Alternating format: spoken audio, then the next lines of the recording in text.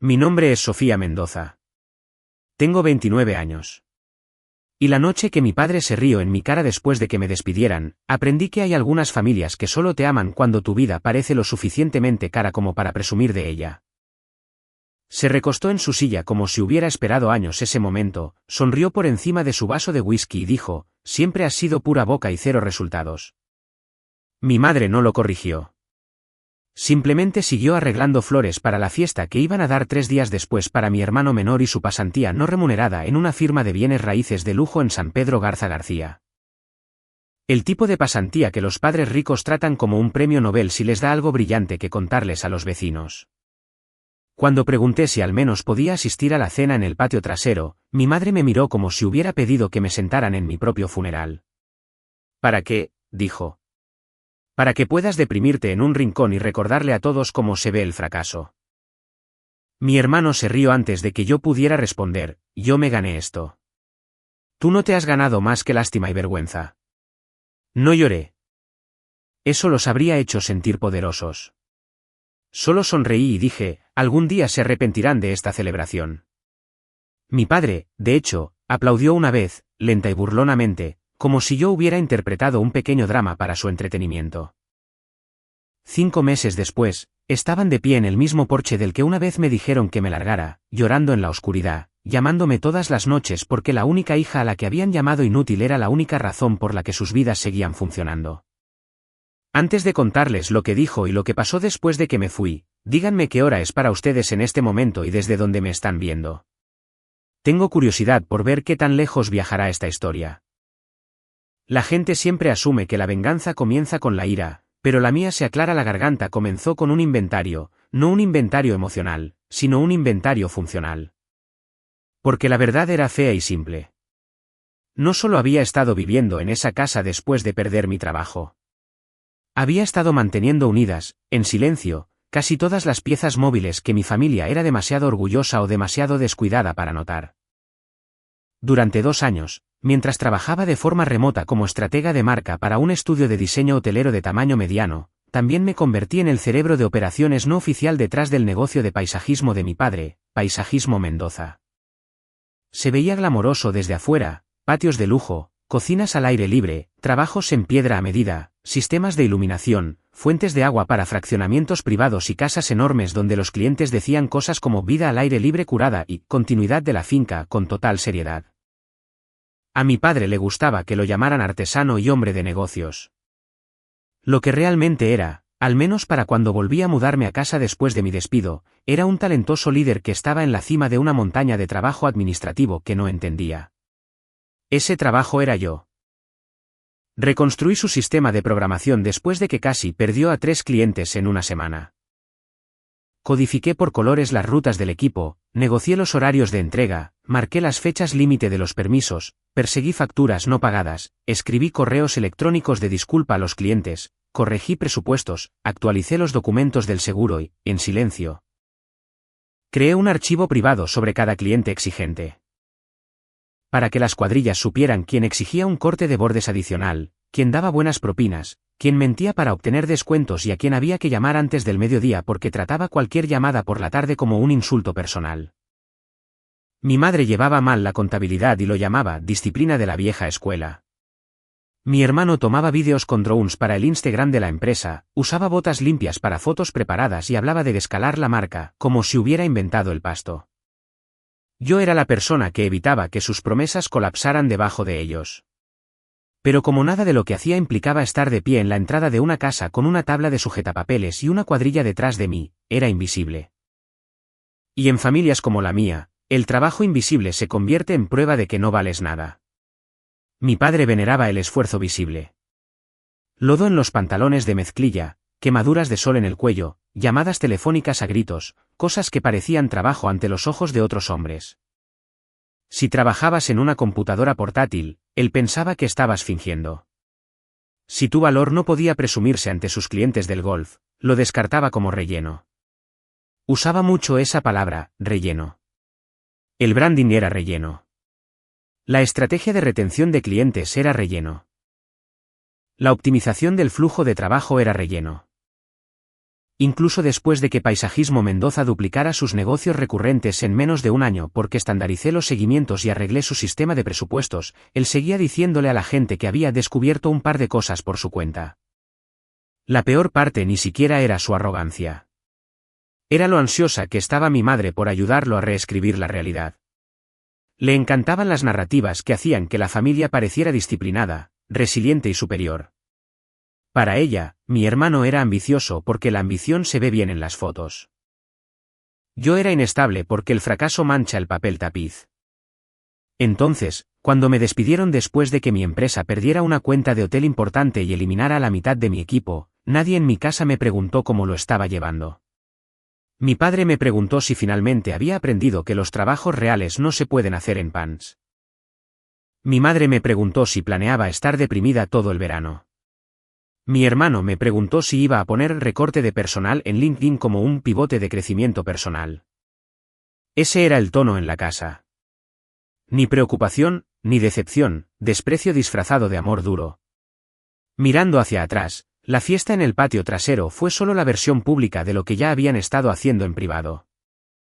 Solo se volvieron lo suficientemente descuidados como para decirlo con testigos presentes.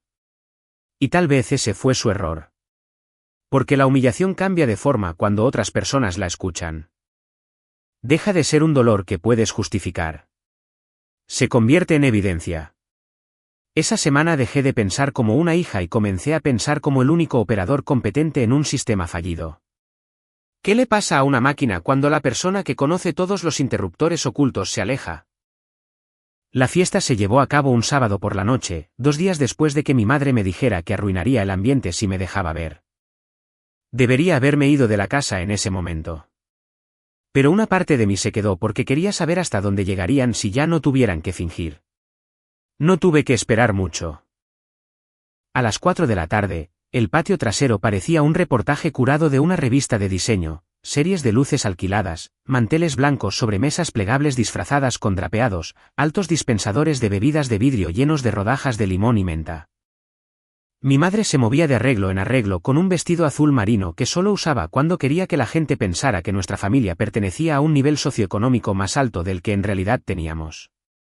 Mi hermano practicaba su historia cerca del asador como un actor ensayando un monólogo.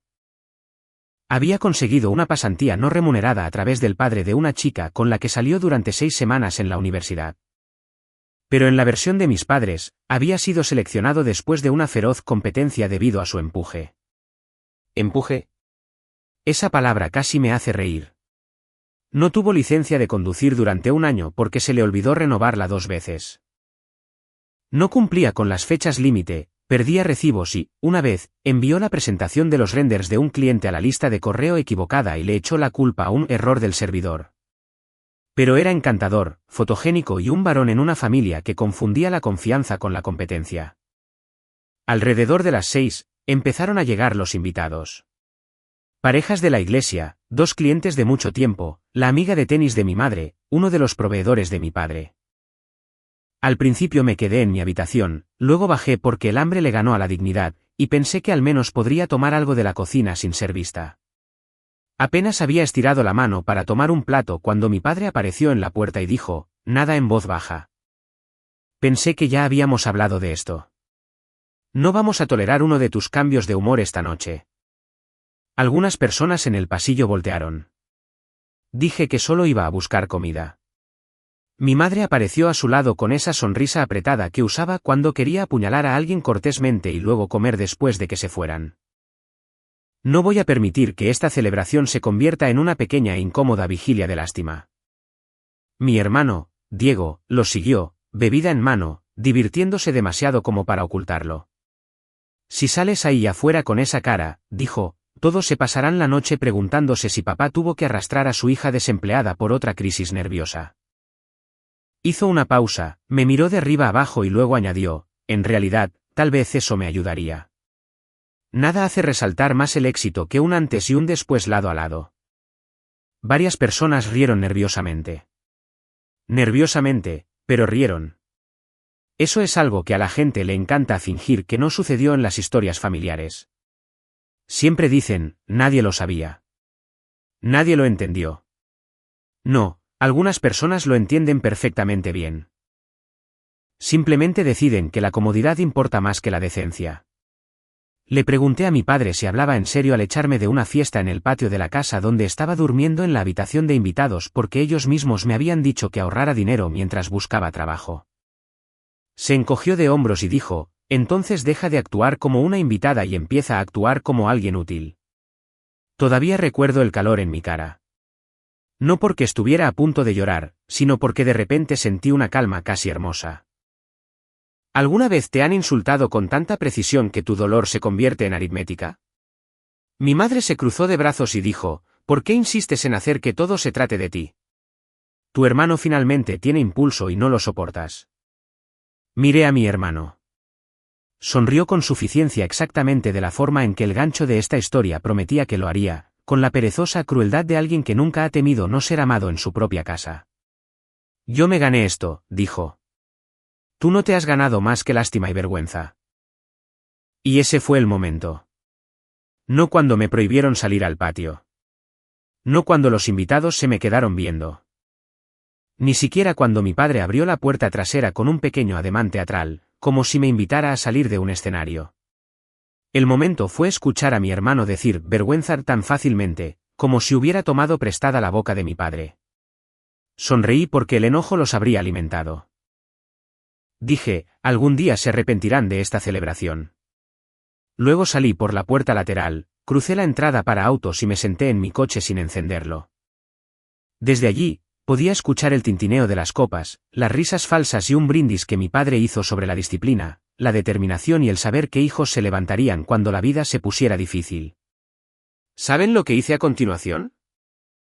Abrí la aplicación de notas de mi teléfono y comencé a hacer una lista de cada proceso, contraseña, contacto, fecha límite, presupuesto, plantilla, código de proveedor y preferencia de cliente que vivía únicamente en mi cabeza o en mi computadora portátil. No porque quisiera venganza de forma dramática como en las películas, sino porque quería claridad. Si la familia creía que yo no era nada, entonces necesitaba medir exactamente sobre cuánta nada estaban parados ellos. Para la medianoche, tenía 73 elementos. A las 2 de la mañana, tenía 91. A las 3:20, escribí una línea en la parte superior de la nota y la subrayé 2 veces. No me extrañan. Subcontratan sus vidas a través de mí. A la mañana siguiente, empaqué 2 maletas, una caja de almacenamiento de plástico, mi computadora portátil y la pequeña planta de albahaca que había estado manteniendo viva en la ventana de la cocina porque nadie más la regaba. Mi madre me vio junto a la puerta principal y me preguntó si esto era otra rabieta. Mi padre gritó desde el estudio que regresaría en el momento en que me diera cuenta de que el mundo no recompensa la autocompasión. Les dije que no se preocuparan. Por fin iba a hacer algo útil. Luego me fui. Sin gritos, sin platos rotos, sin discursos sobre el respeto. Esa es otra cosa que la gente malinterpreta sobre la venganza. A veces, la salida más peligrosa es la silenciosa, porque nadie escucha que la estructura se resquebraja hasta mucho después de que la persona que lleva el peso se ha ido. Durante las primeras 3 semanas después de irme, mi familia pensó que estaba ganando. Lo sé porque mi madre publicó fotos con filtros del patio trasero de la fiesta con leyendas sobre nuevas temporadas y orgullosos logros, y mi hermano subió pequeños y elegantes reels desde las obras fingiendo que Paisajismo Mendoza estaba entrando en una audaz fase de expansión. Mi padre les dijo a los familiares que me había mudado para probar un punto y que me calmaría una vez que la vida real me diera una lección de humildad. Se lo decía a cualquiera que estuviera dispuesto a escuchar, porque los hombres como él piensan que la confianza puede sustituir a la logística. Renté una habitación amueblada encima del garaje de una viuda jubilada en el lado sur de la ciudad, a 10 minutos de la carretera y a 20 minutos de la casa de los Mendoza, aunque igual podría haber estado en otro planeta. La habitación era pequeña, limpia y tan silenciosa que me sobresaltó. La mujer que me la rentaba se llamaba la señora Beltrán. Y en el segundo día, me preguntó qué hacía realmente en mi trabajo. No qué me pasó, ni por qué estaba allí, qué hacía. Le dije la verdad: sistemas de marca, limpieza de operaciones, comunicación con los clientes, diseño de procesos, rescate del flujo de trabajo digital. Parpadeó una vez y dijo: entonces, tú haces que las empresas desordenadas dejen de hacer el ridículo. Fue la primera descripción precisa de mi valor que había escuchado en años. Casi lloro de la impresión de ser vista correctamente. Pasé mis días aplicando a trabajos, trabajando como freelance donde podía y reconstruyendo mi portafolio con lenguaje de casos de estudios reales en lugar del cortés trabajo fantasma que había hecho para empresas demasiado vanidosas como para admitir que necesitaban ayuda. Uno de esos pequeños trabajos llegó a través de un antiguo cliente llamado Nicolás Ruiz, que se había independizado después de dejar una agencia boutique de eventos en Monterrey. Necesitaba a alguien que rescatara un sistema de operaciones medio colapsado para una franquicia de servicios para el hogar en crecimiento. El resopla me recordaba porque, 2 años antes, yo había solucionado en silencio un desastre en el cronograma de una campaña en menos de 48 horas y nunca presumí de ello. Me pagó lo suficiente como para respirar, luego me recomendó a alguien más, y luego a alguien más. No era un trabajo glamoroso, ni de película, solo lo suficiente para empezar a moverme de nuevo. Mientras tanto, comenzaron las llamadas de mi casa, y su evolución me dijo todo. Al principio, era confusión práctica disfrazada de molestia. Mi madre me envió un mensaje de texto: ¿sabes dónde está la carpeta de impuestos actualizada? Luego, no podemos abrir el nuevo archivo de proveedores. Moviste las cosas de lugar. Mi padre llamó y dejó un mensaje diciendo que un cliente afirmaba que le habían prometido una lista revisada de muestras de piedra, y preguntando qué ridículo sistema de archivo había usado esta vez. Mi hermano envió: oye, pregunta rápida. ¿Qué inicio de sesión usaste para la renovación del seguro del dron? Sin disculpas, sin preocupación. Ni una sola. Ningún ¿estás bien? Cada contacto de ellos demostraba que la línea en mi aplicación de notas había tenido razón. No me extrañaban. Estaban tratando de reiniciar una máquina sin el manual de instrucciones. Así que los ignoré. Al principio se sintió un poco inmaduro. Luego me recordé a mí misma en la puerta de la cocina, las risas, la palabra vergüenza pronunciada como un veredicto. El silencio dejó de parecer cruel después de eso. Empezó a parecer exacto. Para el segundo mes, pequeñas fracturas comenzaron a aflorar en lugares que solo yo podría haber predicho. Mi padre olvidó la fecha límite de un permiso municipal para un proyecto de muro de contención en un fraccionamiento exclusivo. La cuadrilla apareció, les clausuraron la obra, y el cliente publicó al respecto en el foro privado de vecinos donde los propietarios ricos intercambian recomendaciones y ejecuciones sociales con el mismo entusiasmo. Mi madre le envió accidentalmente una factura desactualizada a un cliente que ya había pagado un anticipo, luego lo llamó 2 veces exigiéndole dinero que no debía, lo que derivó en un correo electrónico amenazando con acciones legales. Mi hermano agendó una sesión con el dron al mismo tiempo que una reunión de presupuesto con uno de nuestros clientes de mayor valor a largo plazo porque pensaba que el calendario del equipo se sincronizaba automáticamente. No era así. Solo lo hacía cuando yo lo sincronizaba. Me enteré de todo esto indirectamente a través de Nicolás, a través de viejos contactos, a través de la pequeña e invisible red de la ciudad donde los proveedores, contratistas, estilistas y dueños de servicios chismorrean una vez que hay dinero de por medio. La parte deliciosa fue que ningún desastre parecía catastrófico por sí solo. Así es como funciona el verdadero colapso. No son fuegos artificiales, es erosión. Llamadas de vueltas tarde, entregas equivocadas de fertilizante, correos de seguimiento sin enviar, el arreglo floral olvidado para el cumpleaños de la esposa de un cliente del que yo solía recordarle en secreto a mi padre porque a la gente rica le encanta sentirse recordada. Una propuesta enviada sin los precios actualizados. Una cuadrilla despachada a la entrada equivocada de una mansión privada porque nadie había revisado el campo de notas donde una vez escribí en mayúsculas: usar puerta de servicio. Acceso por los laureles. En la entrada principal les negarán el paso. Los errores se acumularon. La reputación se debilitó. Los ánimos se acortaron. En el tercer mes, mi tío llamó para decirme: tus padres están bajo presión y no deberías disfrutar tanto de esto. Le pregunté si también había llamado cuando mi padre me humilló en la cocina. Él dijo: las familias dicen cosas en el calor del momento. Le pregunté si había escuchado a mi madre llamarme cómo se ve el fracaso. Silencio. Luego, el guión habitual: no lo dijeron con esa intención. Casi me río. ¿De qué otra manera se puede interpretar una frase como esa?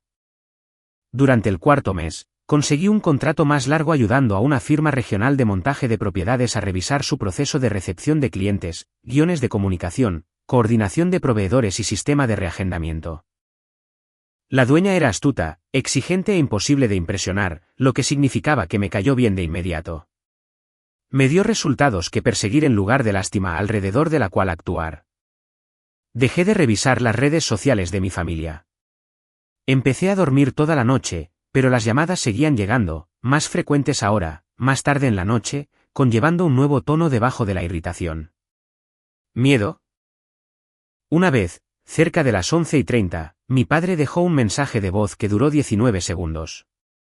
Solo devuélveme la llamada. Esto ya no tiene gracia. Esa frase se quedó en mi teléfono como una medalla. No porque disfrutara escucharlo desmoronarse, sino porque, por primera vez en mi vida, había dicho lo que siempre había creído sin adornarlo. Mi papel era resolver sus problemas. Si no estaba haciendo eso, entonces estaba siendo difícil.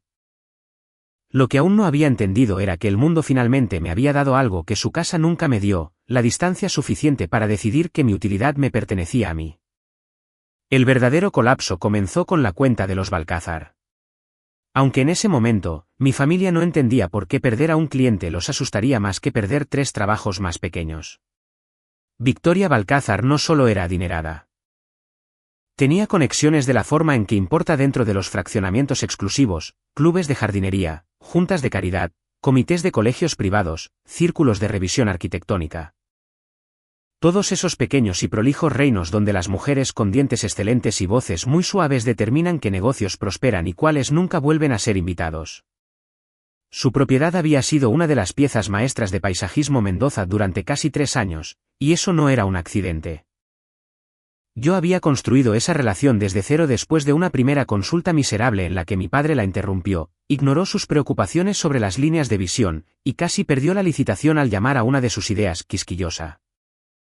Me quedé despierta hasta las 2 de la madrugada esa noche, reescribiendo la propuesta para que sonara hecha a medida, elegante y receptiva, en lugar de cara y a la defensiva. Añadí una estructura de mantenimiento por fases, un calendario de servicio visual y una oración profundamente estratégica sobre la preservación de la preparación de la propiedad para eventos durante todo el año. Firmó a la mañana siguiente. Después de eso, recordé cada preferencia que ella había mencionado. Que Hortensias odiaba, que Noches era la anfitriona, que Puerta usaba el personal, que Hijo tenía alergia a ciertos pólenes, que Fiesta anual importaba más para su imagen. Mi familia pensaba que se la habían ganado porque mi padre sabía de piedras y mi hermano grababa tomas aéreas bonitas. No, la habían conservado porque yo trataba la reputación como a la horticultura, la mantienes constantemente o se muere en una semana seca. Hacia el final del 4.º mes, Victoria organizó un almuerzo de recaudación de fondos en su jardín para el consejo de un hospital. Ese evento siempre había sido una fecha marcada en rojo en mi sistema porque nada podía salir mal la semana anterior. 0 equipos ruidosos después del martes.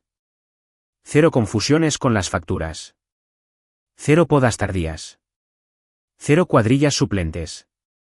Ella no quería servicio. Quería anticipación. Mi familia lo olvidó. O más bien, nunca lo supieron. Podaron de forma demasiado agresiva, entregaron las macetas de cerámica equivocadas y no reemplazaron un transformador de iluminación que había sido señalado en las notas 3 meses antes. En la mañana del almuerzo, 2 luces del sendero estaban apagadas. Una línea de setos se veía desigual en un lado, y una de las macetas importadas que mi madre insistió en comprar para ahorrar tiempo tenía una grieta visible desde los escalones de la terraza. Victoria llamó a mi padre. Él discutió. Ese fue el primer error.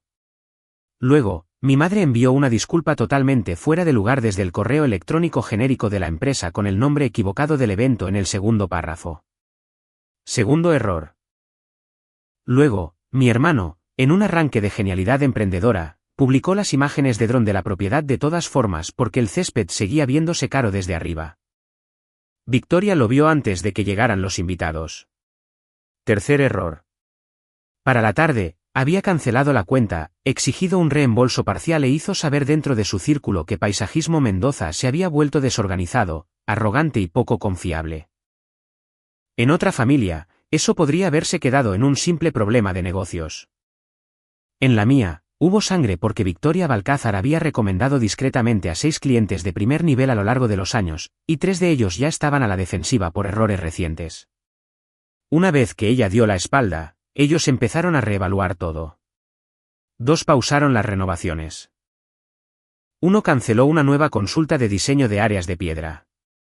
Un constructor que usaba Paisajismo Mendoza para las casas Muestra Premium pidió documentación que mi padre no pudo encontrar porque yo había creado la estructura de los archivos y él se había burlado de ella en lugar de aprenderla.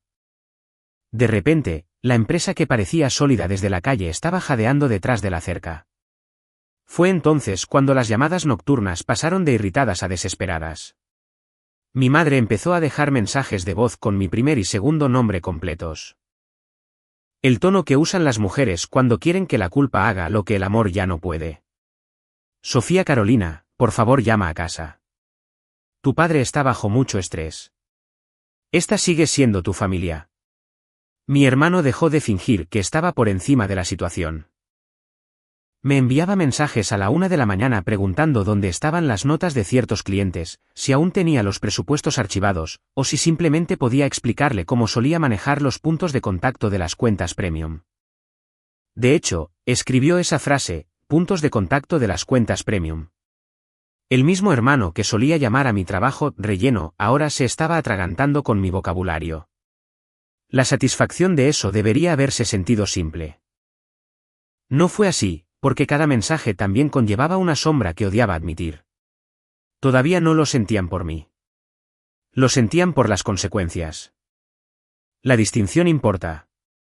Es la columna moral de historias como esta. Un padre puede llorar y aún así no arrepentirse. Un hermano puede entrar en pánico y aún así no entender. La gente confunde angustia con transformación todo el tiempo. Yo me negué a hacerlo. Luego llegó la invitación a cenar. No de parte de mi padre, él era demasiado orgulloso.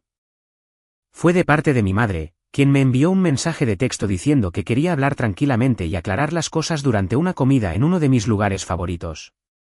Esa frase casi me hizo bajar el teléfono. Mi lugar favorito.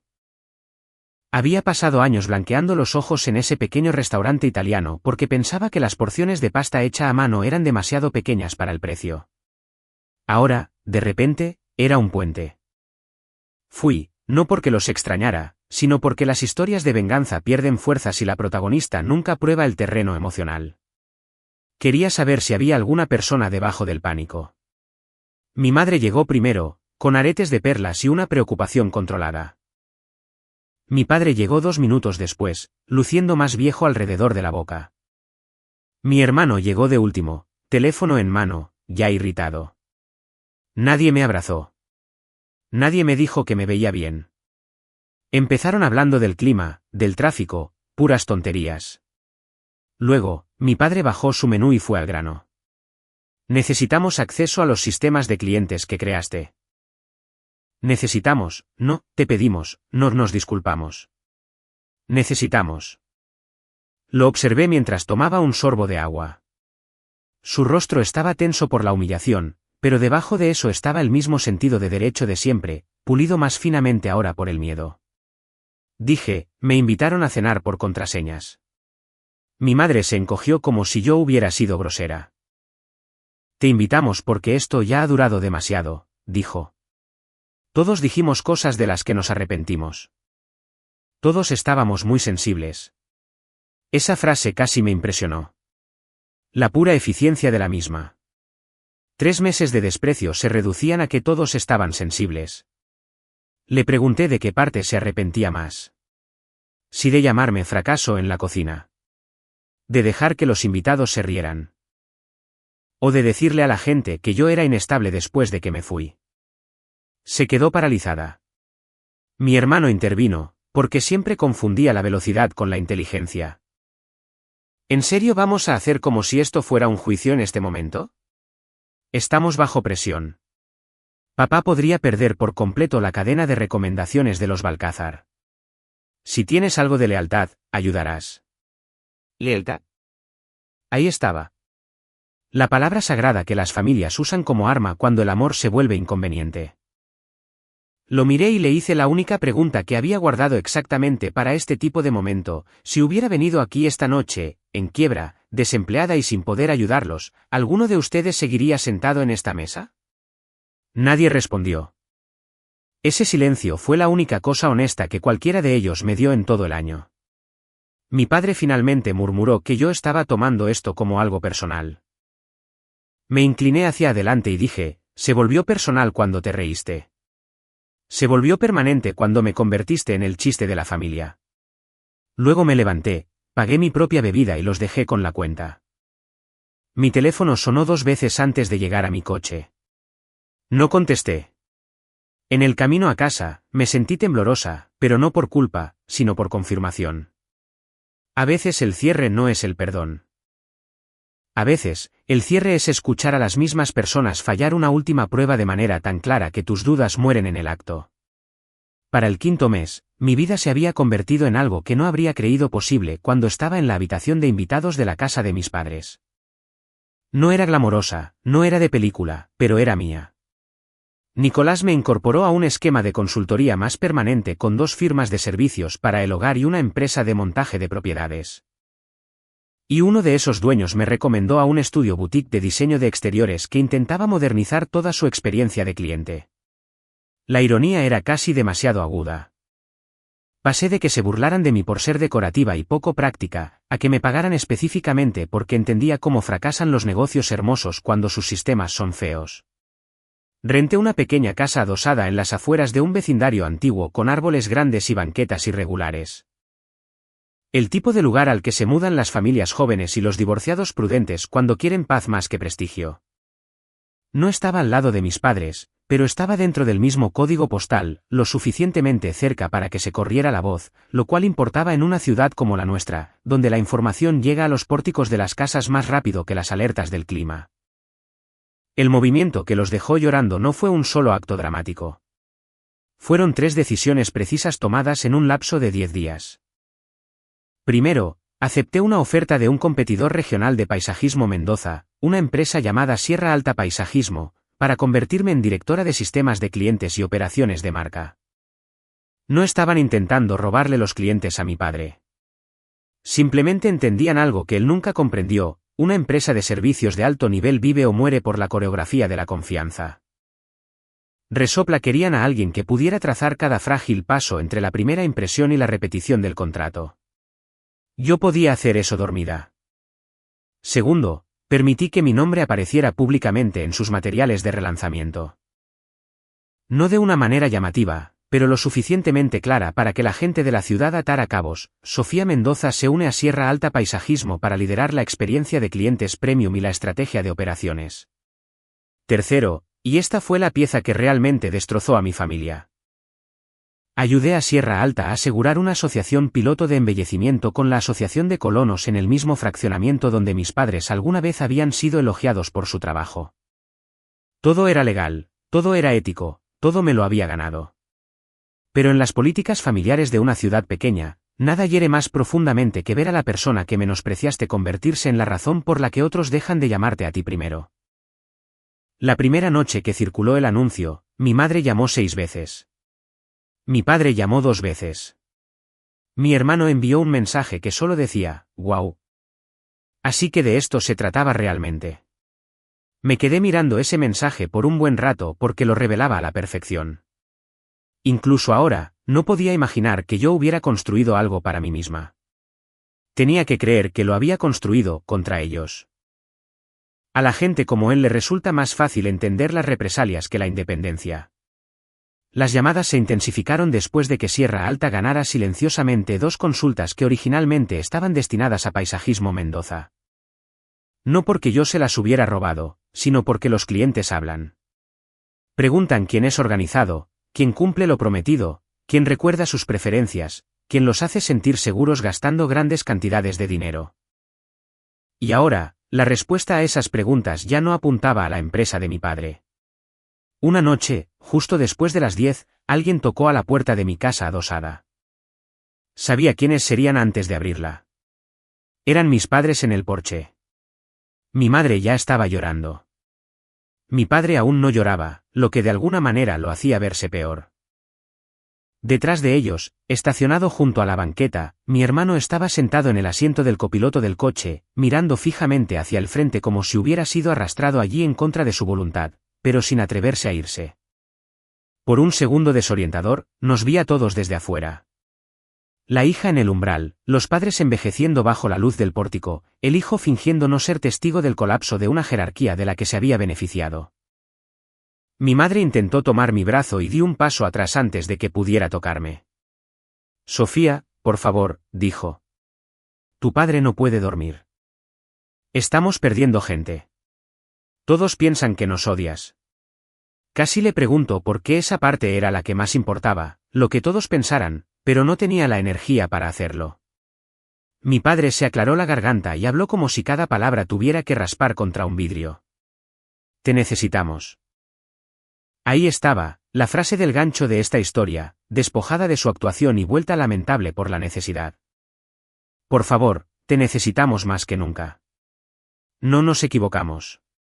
No te lastimamos. Necesidad, otra vez.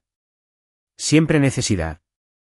Les hice a los dos una pregunta que había ensayado en mi cabeza durante semanas sin darme cuenta.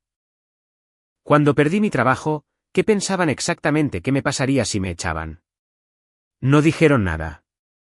Mi madre lloró más fuerte. Mi padre miró las tablas de madera del porche. Seguí hablando porque, a veces, la cosa más cruel que puedes hacer es obligar a las personas a mirar directamente al pensamiento que nunca terminaron. ¿Imaginaban que me volvería más fuerte? ¿Pensaban que encontraría mejores personas?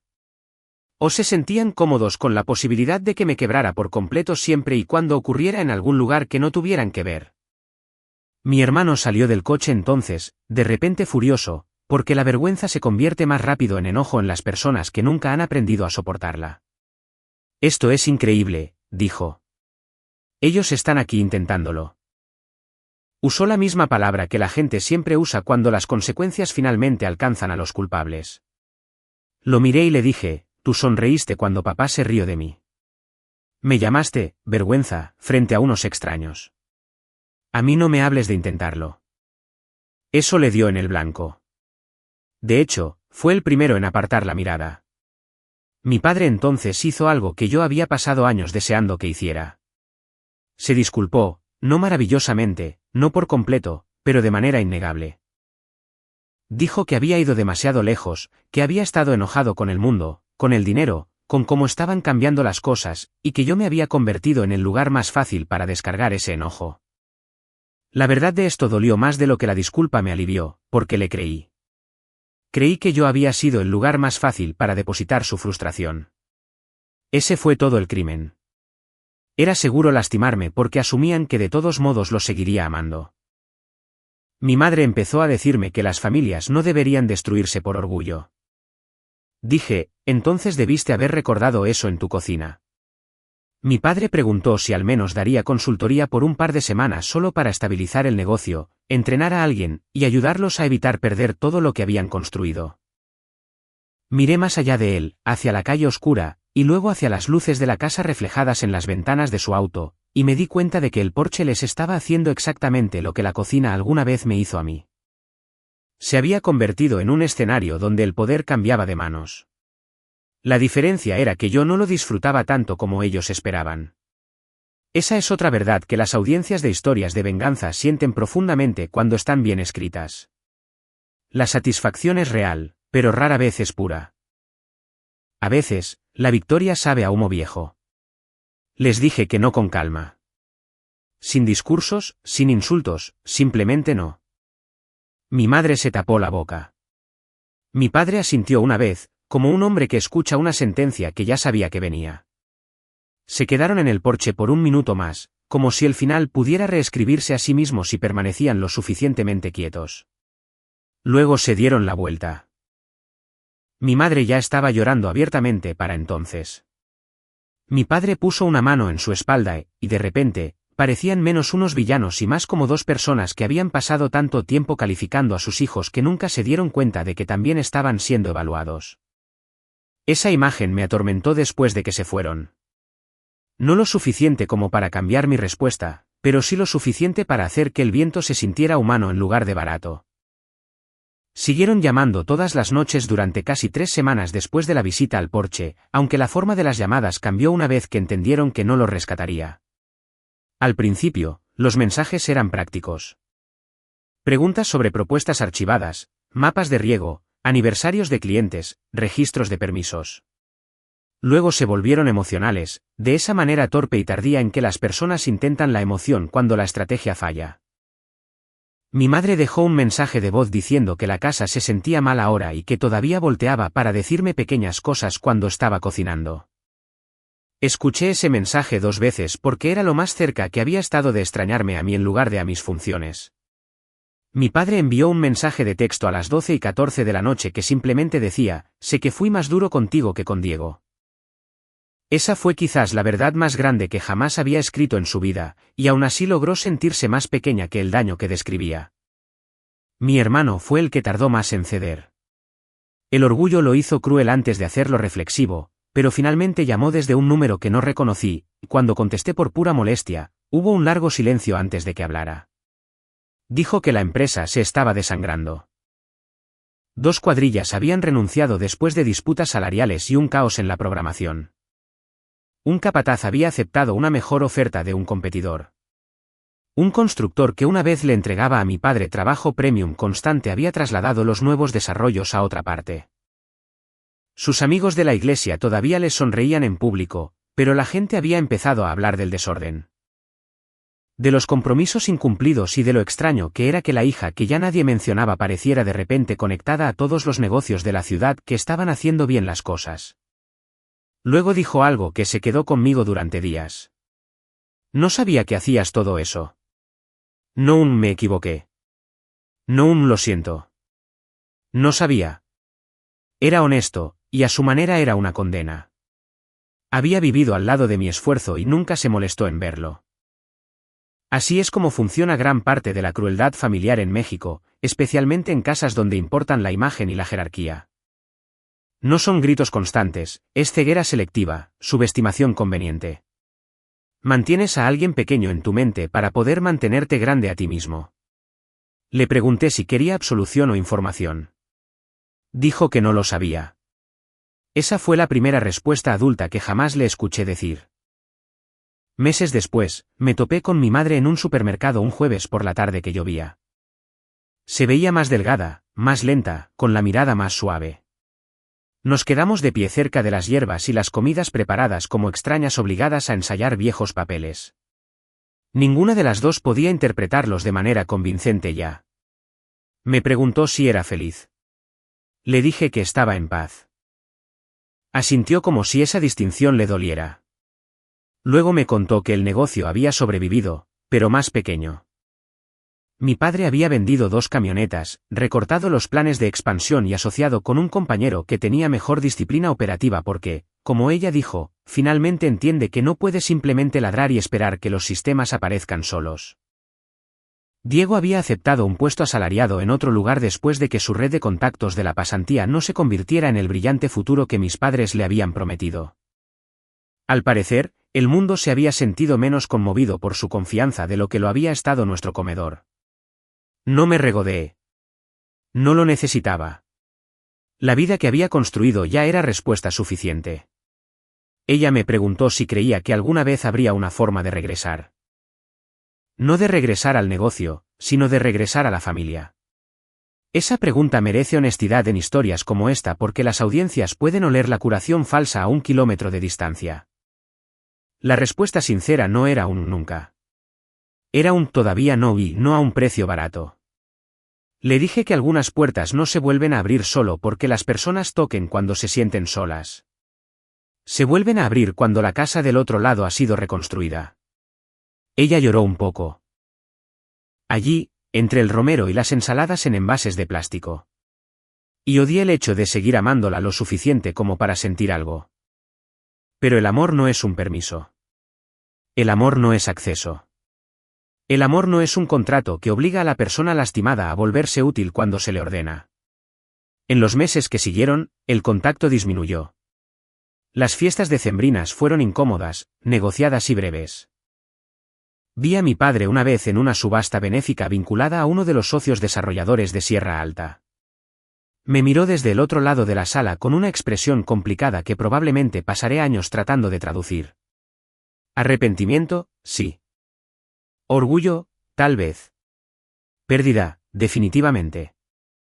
No se acercó. No lo necesitaba. La sala por sí sola ya decía bastante. La gente me saludaba por mi nombre. Me preguntaban sobre estrategia, recorridos del cliente, crecimiento y sistemas de diseño. Todas las palabras que alguna vez él había ridiculizado como relleno. Veía como otros hombres me escuchaban. Veía a mujeres con chequeras e influencia pedirme mi tarjeta de presentación. Él presenció, creo yo, el funeral de la historia que se había contado a sí mismo sobre quién importaba en su familia. Ese fue el verdadero final. No mis padres llorando en mi porche. No las llamadas nocturnas. Ni siquiera el no que les di cuando más me necesitaban. El verdadero final fue la hija a la que habían tratado como una vergüenza dejó de hacer audiciones para demostrar su valor dentro de una casa que solo entendió la utilidad una vez que ésta había desaparecido. Solía pensar que la justicia se sentiría ruidosa. Pensaba que rugiría a través de mí, cálida y limpia, sin dejar rastro de duda. En cambio, llegó silenciosamente en las cuentas que pagaba por mi cuenta, en el sueño que conciliaba fácilmente, en el trabajo que llevaba mi nombre sin pedir disculpas, y en la extraña libertad de saber que podía contestar mi teléfono o dejarlo sonar, y cualquier decisión me pertenecía solo a mí. Así que sí, meses después, me llamaban todas las noches. Se quedaron llorando en el porche del que una vez me echaron. Dijeron que me necesitaban más que nunca. Y tal vez así era. Pero para entonces yo finalmente había aprendido la lección que ellos pasaron años intentando enseñarme de la forma más fea posible. La necesidad no es lo mismo que el amor. Y una vez que conoces la diferencia, algunas puertas se cierran tan suavemente que las personas que están afuera ni siquiera escuchan el seguro de la cerradura.